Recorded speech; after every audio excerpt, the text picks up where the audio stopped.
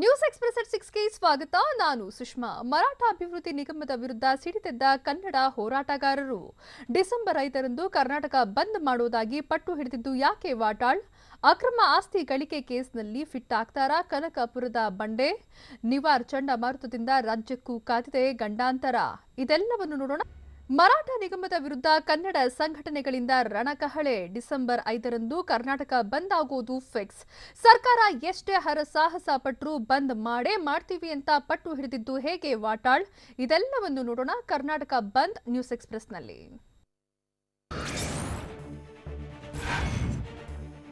ಮರಾಠ ಅಭಿವೃದ್ಧಿ ನಿಗಮದ ವಿರುದ್ಧ ಕನ್ನಡಪರ ಸಂಘಟನೆಗಳು ಸಿಡಿದೆದ್ದಿವೆ. ಹೀಗಾಗಿ ವಾಟಾಳ್ ನೇತೃತ್ವದಲ್ಲಿ 100% ಕರ್ನಾಟಕ ಬಂದ್ ಮಾಡ್ತೇವೆ ಅಂತ ವಾಟಾಳ್ ನಾಗರಾಜ್ ಹೇಳಿದ್ದಾರೆ.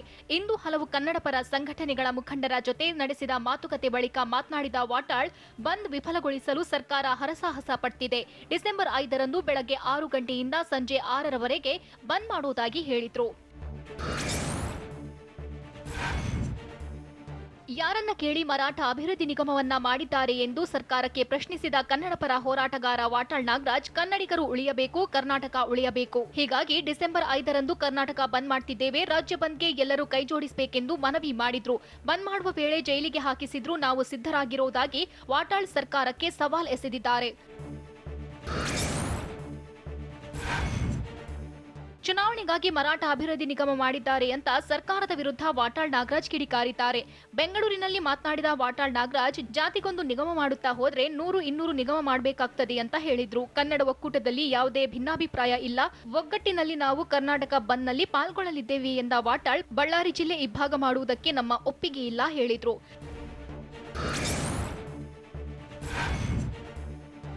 ಕರ್ನಾಟಕ ಬಂದ್ ವಿಫಲಗೊಳಿಸಲು ಸರ್ಕಾರ ಹರಸಾಹಸ ಮಾಡ್ತಿದೆ ಅಂತ ವಾಟಾಳ್ ನಾಗರಾಜ್ ಹೇಳಿದ್ದಾರೆ.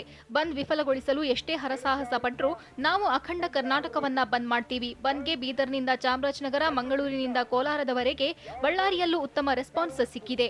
ಕರ್ನಾಟಕದ ಜನ ಅಪಪ್ರಚಾರಕ್ಕೆ ಕಿವಿ ಕೊಡದೆ ಎಲ್ಲರೂ ಒಂದಾಗಿ ನಿಲ್ಬೇಕಾಗಿದೆ. ಇಲ್ಲವಾದ್ರೆ ಕರ್ನಾಟಕವನ್ನ ಕೇಳೋರೇ ಇರೋದಿಲ್ಲ ಅಂತ ವಾಟಾಳ್ ಹೇಳಿದ್ರು.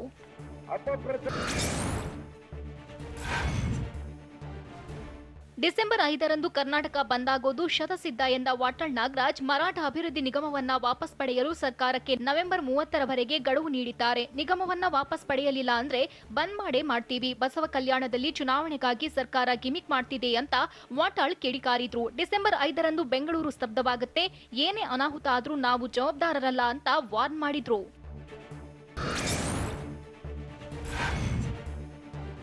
ರಾಜಕೀಯ ಪಿತೂರಿಗಾಗಿ ಮರಾಠ ಅಭಿವೃದ್ಧಿ ನಿಗಮ ಮಾಡಿದ್ದೀರಾ ಅಂತ ಸರ್ಕಾರಕ್ಕೆ ಮುಖ್ಯಮಂತ್ರಿ ಚಂದ್ರು ಪ್ರಶ್ನಿಸಿದ್ದಾರೆ. ಬೆಂಗಳೂರಿನಲ್ಲಿ ಮಾತನಾಡಿದ ಚಂದ್ರು, ನಾಡು ನುಡಿ ಗಡಿಗಾಗಿ ನಮ್ಮ ಹೋರಾಟ ನಡೆಯುತ್ತಿದ್ದು, ಬಸವ ಕಲ್ಯಾಣ ಸಮಗ್ರ ಅಭಿವೃದ್ಧಿಗೆ ಏನು ಬೇಕಾದ್ರೂ ಮಾಡಿ, ಅದನ್ನ ಬಿಟ್ಟು ಮರಾಠ ಪ್ರಾಧಿಕಾರ ಮಾಡೋಕೆ ಕಾರಣ ಏನು? ಯಾವುದೇ ಸರ್ಕಾರ ಹೋರಾಟ ಮಾಡದೆ ಅಧಿಕಾರಕ್ಕೆ ಬಂದಿಲ್ಲ. ಕನ್ನಡ ಅಭಿವೃದ್ಧಿ ಪ್ರಾಧಿಕಾರಕ್ಕೆ ಅನುದಾನ ಕೊಟ್ಟಿಲ್ಲ. ಹೀಗಿರುವಾಗ ಮರಾಠ ಪ್ರಾಧಿಕಾರದ ಅನಿವಾರ್ಯ ಏನಿದೆ ಅಂತ ಮುಖ್ಯಮಂತ್ರಿ ಚಂದ್ರು ಹೇಳಿದ್ರು.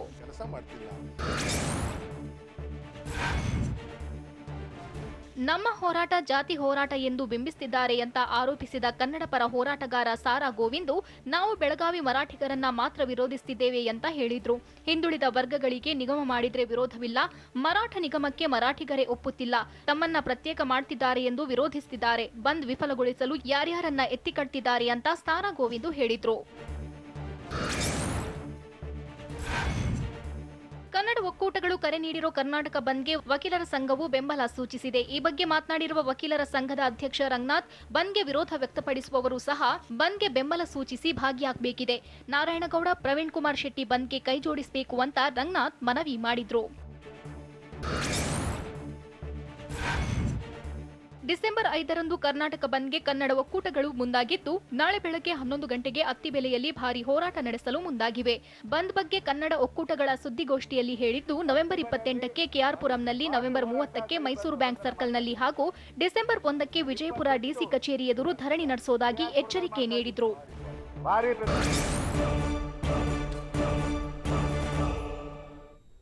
ಸಿಬಿಐ ಇಕ್ಕಳದಲ್ಲಿ ಸಿಲುಕಿ ವಿಲ ಅಂತಿರೋ ಡಿಕೆಶಿ ಮುಂದಿನ ನಡೆ ಏನು? ವಿಚಾರಣೆಯಲ್ಲಿ ಡಿಕೆಶಿಗೆ ಕೇಳಲಾದ ಪ್ರಶ್ನೆಗಳಾದ್ರೂ ಏನು? ರಾಜ್ಯದಲ್ಲಿ ನಾನೊಬ್ಬನೇನ ಆಸ್ತಿ ಮಾಡಿರೋನು ಅಂತ ಕನಕಪುರದ ಬಂಡೆ ಗುಡುಗಿದ್ದು ಯಾಕೆ? ಇದೆಲ್ಲವನ್ನು ನೋಡೋಣ ಬೆಂಗಳೂರು ನ್ಯೂಸ್ ಎಕ್ಸ್‌ಪ್ರೆಸ್‌ನಲ್ಲಿ.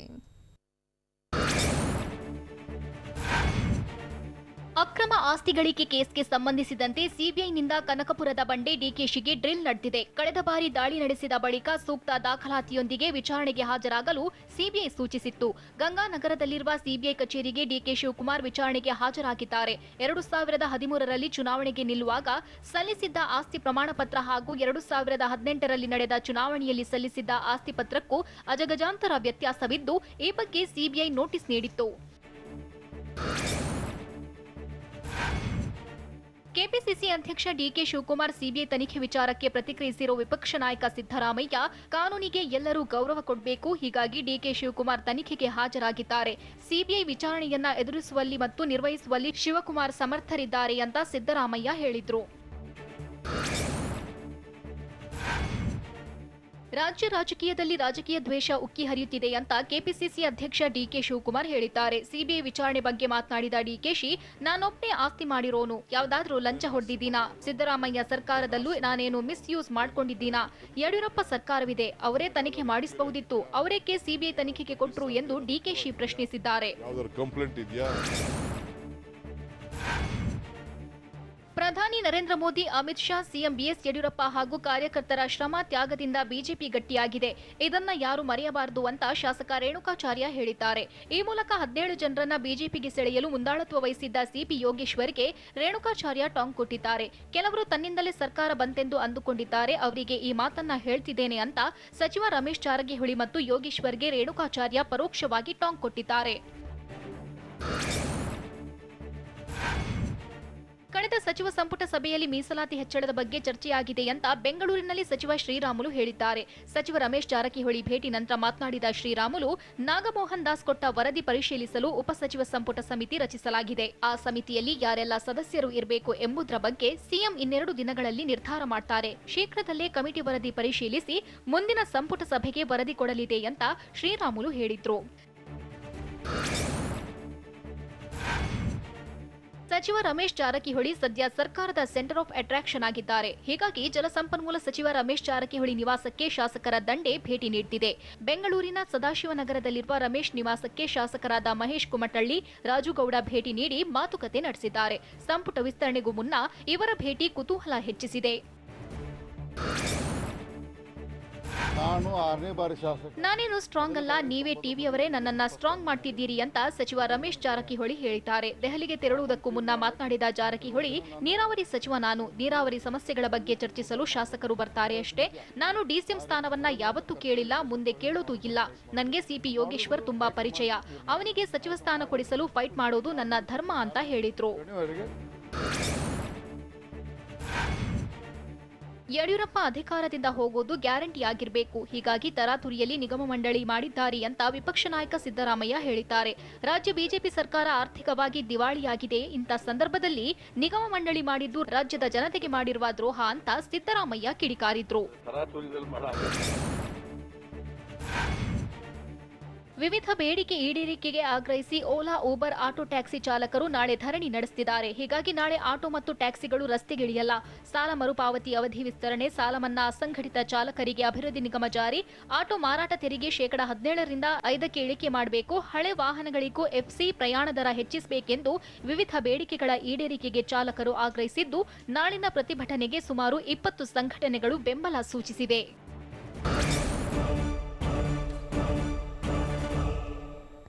ಕೊರೋನಾ ಭೀತಿ ಮಧ್ಯೆ ಆನ್ಲೈನ್ ಕ್ಲಾಸಸ್ನಲ್ಲಿದ್ದ ಸ್ಕೂಲ್ಗಳಿಗೂ ಖಾಸಗಿ ಶಾಲೆಯವರು ಖ್ಯಾತೆ ತೆಗೆದಿದ್ದು ಯಾಕೆ?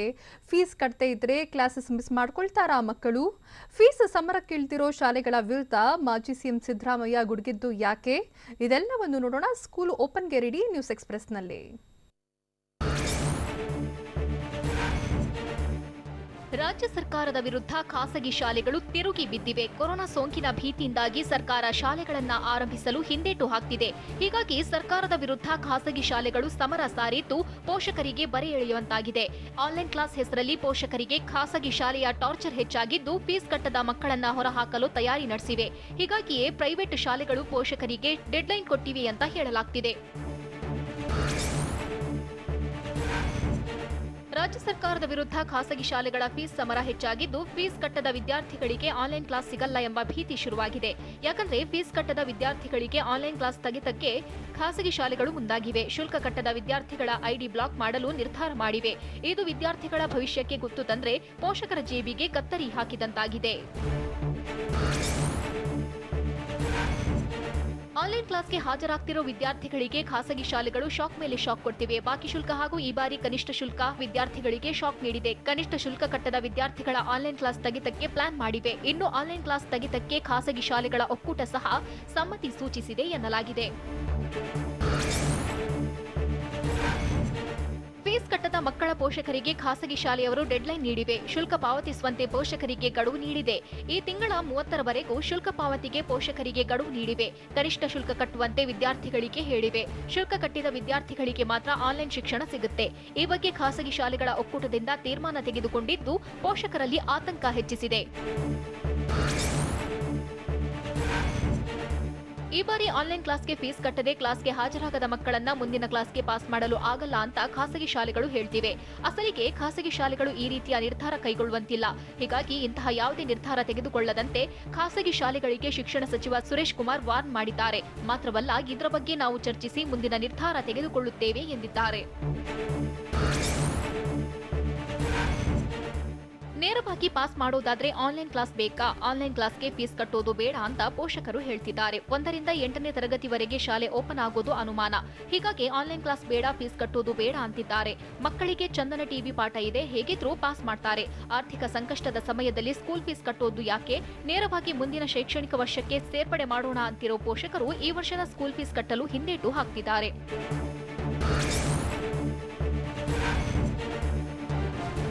ಆನ್ಲೈನ್ ಕ್ಲಾಸ್ನ ಫೀಸ್ ಕೂಡ ಕೆಲ ಪೋಷಕರು ಕಟ್ಟಲ್ಲ ಅಂತಿದ್ದಾರೆ. ಸ್ಕೂಲ್ ಫೀಸ್ ಕಟ್ಟಿಲ್ಲ ಅಂದ್ರೆ ಶಾಲೆ ನಡೆಸೋದು ಹೇಗೆ? ಶಾಲಾ ಶಿಕ್ಷಕರು ಹಾಗೂ ಸಿಬ್ಬಂದಿಗೆ ವೇತನ ನೀಡೋದು ಹೇಗೆ? ಫೀಸ್ ಕಟ್ಟದ ವಿದ್ಯಾರ್ಥಿಗಳಿಗೆ ಪಾಠ ಮಾಡೋದು ಹೇಗೆ ಅಂತ ಖಾಸಗಿ ಶಾಲೆಯವರು ಹೇಳ್ತಿದ್ದಾರೆ.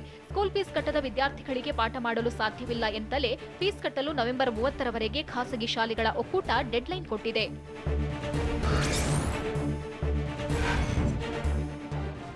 ಖಾಸಗಿ ಶಿಕ್ಷಣ ಸಂಸ್ಥೆಗಳು ಫೀಸ್ ನೀಡದೇ ಇದ್ರೆ ಆನ್ಲೈನ್ ಕ್ಲಾಸ್ ಬಂದ್ ಮಾಡೋ ವಿಚಾರ ಮೂರ್ಖತನದ್ದು ಅಂತ ಮಾಜಿ ಸಿಎಂ ಸಿದ್ದರಾಮಯ್ಯ ಕಿಡಿಕಾರಿದ್ದಾರೆ. ಸರ್ಕಾರ ಕೂಡ ಖಾಸಗಿ ಶಾಲೆಯವರ ಜೊತೆ ಶಾಮೀಲಾಗಿದ್ದಾರೆ. ಈ ಸರ್ಕಾರ ಏನು ಮಾಡ್ತಿಲ್ಲ, ಬರೀ ಲೂಟಿ ಮಾಡ್ತಿದೆ. ಯಡಿಯೂರಪ್ಪ ನೇತೃತ್ವದ ಬಿಜೆಪಿ ಸರ್ಕಾರ ಬರೀ ಲೂಟಿ ಸರ್ಕಾರ ಅಂತ ಸಿದ್ದರಾಮಯ್ಯ ವಾಗ್ದಾಳಿ ನಡೆಸಿದ್ರು.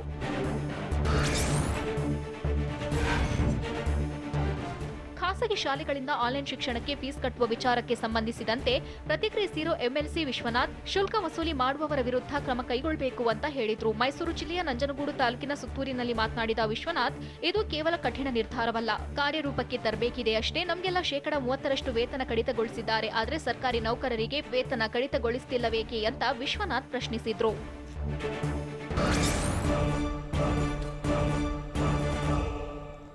ಸಂಸದ ಧ್ರುವ ನಾರಾಯಣ್ ವಿರುದ್ಧ ಮಹದೇವ್ ಪ್ರಸಾದ್ ಕಿಡಿಕಾರಿದ್ದು ಯಾಕೆ? ಜೀವನದಲ್ಲಿ ಜಿಗುಪ್ಸೆಗೊಂಡ ಸ್ವಾಮೀಜಿ ಆತ್ಮಹತ್ಯೆ ಮಾಡಿಕೊಂಡಿದ್ದು ಯಾಕೆ? ಜನವರಲ್ಲಿ ಪರೀಕ್ಷೆ ಬೇಡ ಅಂತ ಪಟ್ಟು ಹಿಡಿದಿರೋದು ಯಾರು? ಇದೆಲ್ಲವನ್ನು ನೋಡೋಣ ಸ್ಟೇಟ್ ನ್ಯೂಸ್ ಎಕ್ಸ್‌ಪ್ರೆಸ್‌ನಲ್ಲಿ. ಮೈಸೂರಿನ ಸುತ್ತೂರು ಕ್ಷೇತ್ರದಲ್ಲಿ ವಿವಿಧ ಅಭಿವೃದ್ಧಿ ಕಾರ್ಯಗಳಿಗೆ ಸಿಎಂ ಬಿಎಸ್ವೈ ಚಾಲನೆ ನೀಡಿದ್ದಾರೆ. ಅತಿಥಿ ಗೃಹ ಗ್ರಾಮದೇವತೆ ದೇಗುಲದ ಕಾರ್ಯಕ್ಕೆ ಮಠದ ಮುಂಭಾಗ ಸಿಎಂ ಶಿಲಾನ್ಯಾಸ ನೆರವೇರಿಸಿದ್ರು. ಈ ವೇಳೆ ಡಿಸಿಎಂ ಗೋವಿಂದ ಕಾರಜೋಳ, ಗೃಹ ಸಚಿವ ಬಸವರಾಜ ಬೊಮ್ಮಾಯಿ, ಜಿಲ್ಲಾ ಉಸ್ತುವಾರಿ ಸಚಿವ ಎಸ್ಟಿ ಸೋಮಶೇಖರ್ ಸಿಎಂ ಬಿಎಸ್ವೈಗೆ ಸಾಥ್ ನೀಡಿದ್ರು. ಶಿಲಾನ್ಯಾಸದ ಬಳಿಕ ಸಿಎಂ ಮಠಕ್ಕೆ ತೆರಳಿದ್ರು.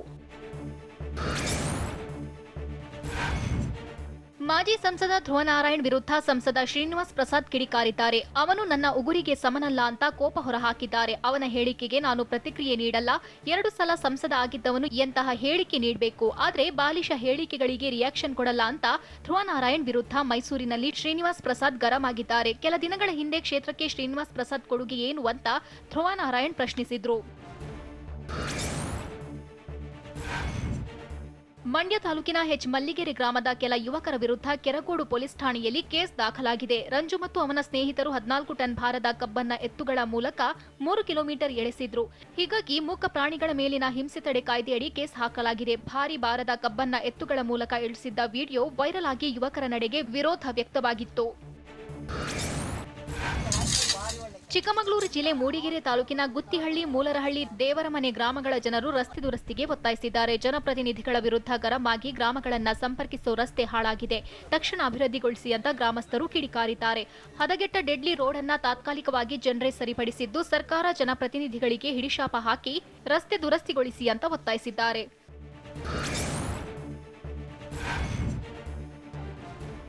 ಕೊಪ್ಪಳ ಜಿಲ್ಲೆ ಗಂಗಾವತಿ ತಾಲೂಕಿನ ಅಂಜನಾದ್ರಿ ಪರ್ವತ ಬೆಟ್ಟ ಪ್ರವೇಶಕ್ಕೆ ಡಿಸೆಂಬರ್ 10ರವರೆಗೆ ನಿರ್ಬಂಧ ಹೇರಲಾಗಿದೆ.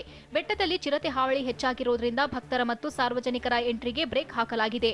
ಅಲ್ಲದೆ ಪಂಪಾ ಸರೋವರ, ಸಾಣಾಪುರ ಕೆರೆ ಪ್ರವೇಶಕ್ಕೂ ನಿರ್ಬಂಧ ವಿಧಿಸಲಾಗಿದೆ. ರಾಯಚೂರು ಜಿಲ್ಲೆಯಲ್ಲಿ ಪದವಿ ಕಾಲೇಜಿನ 2117 ಜನರಿಗೆ ಕೋವಿಡ್ ಟೆಸ್ಟ್ ಮಾಡಲಾಗಿದೆ. ಕಾಲೇಜಿನ ಸಿಬ್ಬಂದಿ ಸೇರಿ ವಿದ್ಯಾರ್ಥಿಗಳಿಗೆ ಕೊರೋನಾ ಪರೀಕ್ಷೆ ನಡೆಸಲಾಗಿದ್ದು, ಆ ಪೈಕಿ 1664 ಮಂದಿಯ ವರದಿ ಬಂದಿದೆ. ಅದರಲ್ಲಿ 9 ಜನರಿಗೆ ಕೋವಿಡ್ ಸೋಂಕಿರುವುದು ದೃಢಪಟ್ಟಿದೆ. ಈ ಬಗ್ಗೆ ಟಿವಿ9ಗೆ ರಾಯಚೂರು ಡಿಎಚ್ಒ ರಾಮಕೃಷ್ಣ ಮಾಹಿತಿ ನೀಡಿದ್ದಾರೆ. ವಿಜಯಪುರದಲ್ಲಿ ವೈದ್ಯಕೀಯ ವಿದ್ಯಾರ್ಥಿಗಳು ಎಐಡಿಎಸ್ಒ ಸಂಘಟನೆ ನೇತೃತ್ವದಲ್ಲಿ ಪ್ರತಿಭಟನೆ ನಡೆಸಿದ್ದಾರೆ. ಡಿಸೆಂಬರ್ 1ರಿಂದ ವೈದ್ಯಕೀಯ ಕಾಲೇಜು ಶುರು ಮಾಡುವಂತೆ ವೈದ್ಯಕೀಯ ಶಿಕ್ಷಣ ಸಚಿವರು ಸೂಚಿಸಿದ್ದಾರೆ. ಜೊತೆಗೆ ಜನವರಿಯಲ್ಲಿ ವೈದ್ಯಕೀಯ ಪರೀಕ್ಷೆ ನಡೆಸಲು ಸಿದ್ಧತೆ ಮಾಡಿಕೊಳ್ಳಲಾಗುತ್ತಿದೆ. ಇದನ್ನು ವಿರೋಧಿಸಿ ಧರಣಿ ನಡೆಸಿದ್ದಾರೆ. ಕೊರೋನಾದಿಂದ ತರಗತಿಗಳನ್ನು ನಡೆಸಲಾಗಿಲ್ಲ, ಆನ್ಲೈನ್ ಕ್ಲಾಸ್ ಕೂಡ ಸರಿಯಾಗಿ ನಡೆದಿಲ್ಲ. ಹೀಗಾಗಿ ವೈದ್ಯಕೀಯ ಪರೀಕ್ಷೆ ಮುಂದೂಡಬೇಕು ಅಂತ ಒತ್ತಾಯಿಸಿದ್ದಾರೆ. ನಿವಾರ್ ಆರ್ಭಟದಿಂದಾಗಿ ದಕ್ಷಿಣ ಭಾರತಕ್ಕೆ ಟೆನ್ಷನ್ ಶುರು. ಜೈಲಲ್ಲಿದ್ದರೂ ಬಿಹಾರ ರಾಜಕೀಯದಲ್ಲಿ ಲಾಲು ಪ್ರಸಾದ್ ಯಾದವ್ ಆಡಿದ ಗೇಮ್ ಏನು? ನ್ಯೂಜಿಲೆಂಡ್ನ ಸಂಸತ್ನಲ್ಲಿ ಸಂಸ್ಕೃತ ಪಠಣ ಮಾಡಿದ ಸಂಸದ ಯಾರು? ಇದೆಲ್ಲವನ್ನು ನೋಡೋಣ ನ್ಯಾಷನಲ್ ನ್ಯೂಸ್ ಎಕ್ಸ್‌ಪ್ರೆಸ್‌ನಲ್ಲಿ. ನಿವಾರ್ ಚಂಡಮಾರುತ ಇಂದು ರಾತ್ರಿ ಅಥವಾ ನಾಳೆ ಮುಂಜಾನೆ ದಕ್ಷಿಣ ಭಾರತಕ್ಕೆ ಅಪ್ಪಳಿಸಲಿದ್ದು ಆತಂಕ ಹೆಚ್ಚಿಸಿದೆ. ನಿವಾರ್ ಸೈಕ್ಲೋನ್ ತಮಿಳುನಾಡು ಹಾಗೂ ಪುದುಚೇರಿ ಕಡಲ ತೀರ ಅಪ್ಪಳಿಸಿದೆ. ಚೆನ್ನೈನಲ್ಲಿ 2015ರ ಪ್ರವಾಹದ ಸ್ಥಿತಿ ಮರುಕಳಿಸದಂತೆ ಮುನ್ನೆಚ್ಚರಿಕೆ ವಹಿಸಲಾಗುತ್ತಿದೆ. ತಗ್ಗು ಪ್ರದೇಶಗಳಲ್ಲಿ ಮುನ್ನೆಚ್ಚರಿಕೆ ಕ್ರಮ ಕೈಗೊಂಡಿರುವ ತಮಿಳುನಾಡು ಸರ್ಕಾರ ತಮಿಳುನಾಡಿನ 4 ಡ್ಯಾಂಗಳ ನೀರಿನ ಮಟ್ಟದ ಮೇಲೆ ನಿಗಾ ವಹಿಸಲಾಗಿದೆ. ನಿಹಾರ್ ಚಂಡಮಾರುತದಿಂದಾಗಿ ಮುನ್ನೆಚ್ಚರಿಕೆಯಿಂದಾಗಿ ತಮಿಳುನಾಡಿನ ಹಲವು ಡ್ಯಾಂಗಳಿಂದ ನೀರು ಬಿಡುಗಡೆ ಮಾಡಲಾಗುತ್ತಿದೆ. ಡ್ಯಾಂಗಳಿಂದ ಹಂತ ಹಂತವಾಗಿ ನೀರು ಬಿಡುಗಡೆ ಮಾಡುತ್ತಿದ್ದು, ಪಾಂಡಿ, ಚೋಳವರಂ, ರೆಡ್ ಹಿಲ್ಸ್, ಚೆಂಬರಬಕ್ಕಂ ಡ್ಯಾಂಗಳಲ್ಲಿ 8.15 ಟಿಎಂಸಿ ನೀರು ಸಂಗ್ರಹವಾಗಿದೆ. ಈ ಡ್ಯಾಂ ತುಂಬಿ ಹರಿದ್ರೆ 2015ರ ಪ್ರವಾಹದ ಸ್ಥಿತಿ ಮರುಕಳಿಸುವ ಭೀತಿ ಇದ್ದು, ಚೆಂಬರಬಕ್ಕಂ ಡ್ಯಾಂಗೆ ಹರಿದು ಬರುವ ನೀರನ್ನ ಅಡ್ಯಾರ್ ನದಿಗೆ ಡೈವರ್ಟ್ ಮಾಡಲು ಪ್ಲಾನ್ ಮಾಡಲಾಗಿದೆ.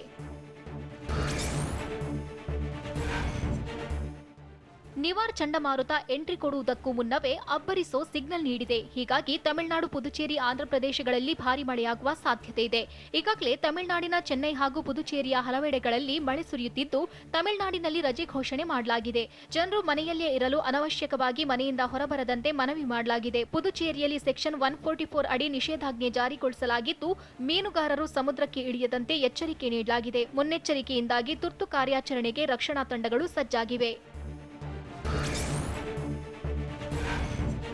ನಿವಾರ್ ಚಂಡಮಾರುತದ ಪ್ರಭಾವದಿಂದಾಗಿ ಆಂಧ್ರಪ್ರದೇಶದ ತಿರುಪತಿ ಜಿಲ್ಲೆಯಲ್ಲೂ ಭಾರಿ ಮಳೆ ಅಬ್ಬರ ಶುರುವಾಗಿದೆ. ಬೆಳಗ್ಗಿನಿಂದ ತಿರುಪತಿ ಜಿಲ್ಲೆಯಲ್ಲಿ ಧಾರಾಕಾರವಾಗಿ ಮಳೆ ಸುರಿಯುತ್ತಿದ್ದು, ನಾಳೆಯೂ ತಿರುಪತಿಯಲ್ಲಿ ಭಾರಿ ಮಳೆ ಸುರಿಯೋ ಸಾಧ್ಯತೆ ಇದೆ ಅಂತ ಐಎಂಡಿ ಹೇಳಿದೆ. ಹೀಗಾಗಿ ಮುಂಜಾಗ್ರತೆಯಿಂದ ಜಿಲ್ಲಾಡಳಿತ ಕಾಲ್ ಸೆಂಟರ್ ವ್ಯವಸ್ಥೆ ಮಾಡಲಾಗಿದೆ. ಅಧಿಕಾರಿಗಳು ಸಿಬ್ಬಂದಿಗೆ ಸ್ವಸ್ಥಳ ಬಿಟ್ಟು ಕದಲದಂತೆ ಆದೇಶಿಸಲಾಗಿದೆ. ತಗ್ಗು ಪ್ರದೇಶದ ಜನರನ್ನ ಸುರಕ್ಷಿತ ಸ್ಥಳಗಳಿಗೆ ಸ್ಥಳಾಂತರಿಸಲು ಸೂಚಿಸಲಾಗಿದೆ. ಕರ್ನಾಟಕಕ್ಕೂ ನಿವಾರ್ ಚಂಡಮಾರುತ ಎಫೆಕ್ಟ್ ಆಗುವ ಸಾಧ್ಯತೆ ಇದ್ದು, ಇಂದು ಮತ್ತು ನಾಳೆ 2 ದಿನ ಭಾರಿ ಮಳೆಯಾಗುವ ಸಾಧ್ಯತೆ ಇದೆ. ಬಂಗಾಳಕೊಲ್ಲಿಯಲ್ಲಿ ವಾಯುಭಾರ ಕುಸಿತದಿಂದಾಗಿ ಬೆಂಗಳೂರು, ಚಿಕ್ಕಬಳ್ಳಾಪುರ, ರಾಮನಗರ, ತುಮಕೂರು, ಮಂಡ್ಯ, ಚಾಮರಾಜನಗರ ಸೇರಿದಂತೆ ಹಲವೆಡೆ ಭಾರಿ ಮಳೆಯಾಗುವ ಸಾಧ್ಯತೆ ಇದೆ. ಹೀಗಾಗಿ 2 ದಿನ ಬೆಂಗಳೂರಿನಲ್ಲಿ ಯೆಲ್ಲೋ ಅಲರ್ಟ್ ಘೋಷಿಸಲಾಗಿದೆ. ರಾಂಚಿ ಜೈಲಿನಲ್ಲಿರುವ ಲಾಲು ಪ್ರಸಾದ್ ಯಾದವ್ ವಿರುದ್ಧ ಎನ್ಡಿಎ ಶಾಸಕರ ಸೆಳೆಯಲು ಯತ್ನ ಆರೋಪ ಎದುರಾಗಿದೆ. ಜೈಲಿನ ಅಧೀಕ್ಷಕರ ಗೆಸ್ಟ್ ಹೌಸ್ನಲ್ಲಿರುವ ಲಾಲು ಪ್ರಸಾದ್ ಯಾದವ್ ಅಲ್ಲಿಂದಲೇ ಎನ್ಡಿಎ ಶಾಸಕರಿಗೆ ಫೋನ್ ಕಾಲ್ ಮಾಡಿದ್ದಾರೆ. ಸ್ಪೀಕರ್ ಚುನಾವಣೆ ವೇಳೆ ಗೈರಾಗುವಂತೆ ಒತ್ತಾಯಿಸಿದ್ದಾರಂತೆ. ಲಾಲು ಪ್ರಸಾದ್ ತಮ್ಮೊಂದಿಗೆ ಫೋನ್ನಲ್ಲಿ ಮಾತನಾಡಿದ್ರು ಎಂದು ಸುಶೀಲ್ ಕುಮಾರ್ ಮೋದಿ ಹೇಳಿದ್ದಾರೆ. ಶಾಸಕರನ್ನ ಸೆಳೆಯುವುದನ್ನ ಕೈಬಿಡಿ ಎಂದು ಲಾಲು ಪ್ರಸಾದ್ಗೆ ಹೇಳಿದ್ದೇನೆ ಎಂದು ಬಿಜೆಪಿಯ ಸುಶೀಲ್ ಕುಮಾರ್ ಮೋದಿ ಹೇಳಿದ್ದಾರೆ. ಬಿಹಾರ ವಿಧಾನಸಭೆಯಲ್ಲಿ ಸ್ಪೀಕರ್ ಚುನಾವಣೆಯಲ್ಲಿ ದೊಡ್ಡ ಹೈಡ್ರಾಮವೇ ನಡೆದಿದೆ. ಆರ್ಜೆಡಿ ಶಾಸಕರು ಹೊಸ ನಿಯಮಾವಳಿ ಪುಸ್ತಕಗಳನ್ನು ಹಾಲಿ ಸ್ಪೀಕರ್ ಜಿತನ್ ರಾಮ್ ಮಾಂಝಿ ಎದುರು ಪ್ರದರ್ಶಿಸಿದ್ರು. ಈ ವೇಳೆ ಬೇರೆಡೆಯಿಂದ ಬಂದವರು ಸ್ಪೀಕರ್ ಚುನಾವಣೆಯಲ್ಲಿ ಮತ ಚಲಾಯಿಸುವಂತಿಲ್ಲ, ಆದರೆ ಅವರು ವಿಧಾನಸಭೆಯಲ್ಲಿ ಹಾಜರಿರಲು ಯಾವುದೇ ಆಕ್ಷೇಪವಿಲ್ಲ ಅಂತ ಹೇಳಿದ್ರು. ಈ ವೇಳೆ ಸಿಎಂ ನಿತೀಶ್ ಕುಮಾರ್ ಹಾಗೂ ಸಚಿವ ಅಶೋಕ್ ಚೌಧರಿ ಸೇರಿ ಹಲವರು ಹಾಜರಿದ್ರು. ಕುರುಬರನ್ನ ಎಸ್ಟಿ ಪ್ರವರ್ಗಕ್ಕೆ ಸೇರಿಸಬೇಕು ಅಂತ ಸಚಿವ ಕೆಎಸ್ ಈಶ್ವರಪ್ಪ ಹೇಳಿದ್ದಾರೆ. ದೆಹಲಿಯಲ್ಲಿ ಮಾತನಾಡಿದ ಕೆಎಸ್ ಈಶ್ವರಪ್ಪ, ಕುರುಬ ಸಮುದಾಯದ ವತಿಯಿಂದ ಮನವಿ ಮಾಡಿದ್ದೇವೆ. ಇದರ ಬಗ್ಗೆ ಕೇಂದ್ರ ಬುಡಕಟ್ಟು ಇಲಾಖೆ ಸಚಿವರನ್ನ ಭೇಟಿ ಮಾಡಿದ್ದೇವೆ ಅಂತ ದೆಹಲಿಯಲ್ಲಿ ಸಚಿವ ಕೆಎಸ್ ಈಶ್ವರಪ್ಪ ಹೇಳಿದ್ರು. ಇದೇ ವೇಳೆ ಮಾತನಾಡಿದ ಕನಕ ಗುರುಪೀಠದ ನಿರಂಜನಾನಂದಪುರಿ ಸ್ವಾಮೀಜಿ, ಕುರುಬರನ್ನ ಎಸ್ಟಿ ಪ್ರವರ್ಗಕ್ಕೆ ಸೇರಿಸಬೇಕೆಂಬುದು ನಮ್ಮ ಬಹುದಿನಗಳ ಬೇಡಿಕೆ. ಈ ಬಗ್ಗೆ ಕೇಂದ್ರ ಸರ್ಕಾರಕ್ಕೆ ಮನವಿ ಮಾಡಿದ್ದು ಕೇಂದ್ರ ಸಚಿವೆ ರೇಣುಕಾ ಸಿಂಗ್ ಸಕಾರಾತ್ಮಕವಾಗಿ ಸ್ಪಂದಿಸಿದ್ದಾರೆ ಅಂತ ಹೇಳಿದ್ರು. ಭಾರತದ ಪ್ರಾಚೀನ ಭಾಷೆ ಸಂಸ್ಕೃತ ದೇಶದಲ್ಲಿ ಮಾತ್ರವಲ್ಲ ವಿದೇಶದಲ್ಲೂ ತನ್ನ ಛಾಪು ಮೂಡಿಸಿದೆ. ಕಿವೀಸ್ ನಾಡು ನ್ಯೂಜಿಲೆಂಡ್ ಸಂಸತ್ನಲ್ಲಿ ಸಂಸ್ಕೃತದಲ್ಲಿ ಪ್ರಮಾಣವಚನ ಸ್ವೀಕರಿಸಲಾಗಿದೆ. ನ್ಯೂಜಿಲೆಂಡ್ ಪಶ್ಚಿಮ ಕ್ಷೇತ್ರದ ಸಂಸದ ಗೌರವ್ ಶರ್ಮಾ ಸಂಸ್ಕೃತದಲ್ಲಿ ಪ್ರತಿಜ್ಞಾವಿಧಿ ಸ್ವೀಕರಿಸಿದ್ದಾರೆ. 33 ವರ್ಷದ ಗೌರವ್ ಶರ್ಮಾ ಮೂಲತಃ ಹಿಮಾಚಲ್ ಪ್ರದೇಶದ ಹಮೀರ್ಪುರ್ ಜಿಲ್ಲೆಯವರು. ಲೇಬರ್ ಪಾರ್ಟಿ ಮೂಲಕ ಹ್ಯಾಮಿಲ್ಟನ್ ವೆಸ್ಟ್ ಕ್ಷೇತ್ರದಿಂದ ಸಂಸದರಾಗಿ ಆಯ್ಕೆಯಾಗಿದ್ದಾರೆ.